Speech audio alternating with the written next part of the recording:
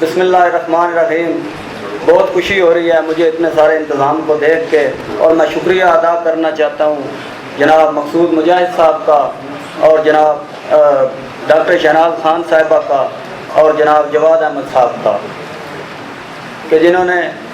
مجھے اس مقام پہ لا کے کھڑا کر دیا میرے جیسے عام بندے کو۔ اور میں مذمت کرتا ہوں سیالکوٹ میں اپنے بھائی جابر مقصود کی کہ ان پہ تشدد کیا گیا، ان کو زد و کوب کیا گیا اور ان کو پریشان کیا گیا، اور جابر مقصود کی ہمت کو، حوصلے کو سلام ہے، وہ اپنے مقصد سے 1 انچ بھی پیچھے نہیں ہٹے۔ انہوں نے پیغام دے دیا کہ وہ جو بک گئے کوئی اور تھے، ہمیں خرید سکے، تیری یہ حیثیت کہاں۔ اور برابری پارٹی پاکستان عام لوگوں کی، محنت کشوں کی اور مزدوروں کی جماعت ہے۔ میں اس کے نظریے سے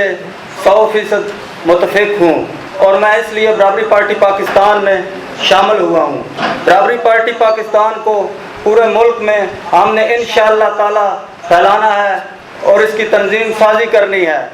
اور انشاءاللہ تعالی ہم نے برابری پارٹی پاکستان کو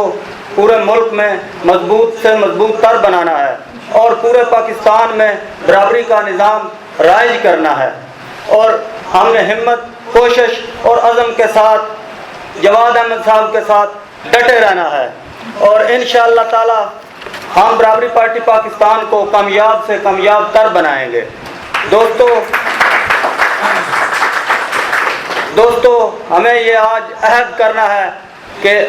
اپنے ملک کے ساتھ، برابری پارٹی پاکستان کے ساتھ اور جواد احمد صاحب کے ساتھ، کہ ہم انشاءاللہ تعالی ہر حال میں پارٹی کا اور جواد احمد صاحب کا ساتھ دیں گے، اور جو کہ عوام کی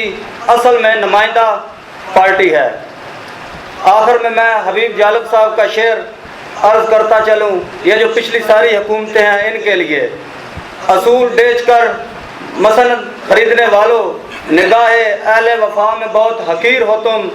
وطن کا پاس تمہیں تھا نہ ہو سکے گا، حرص کے بندے ہو بے ضمیر ہو تم۔ والسلام۔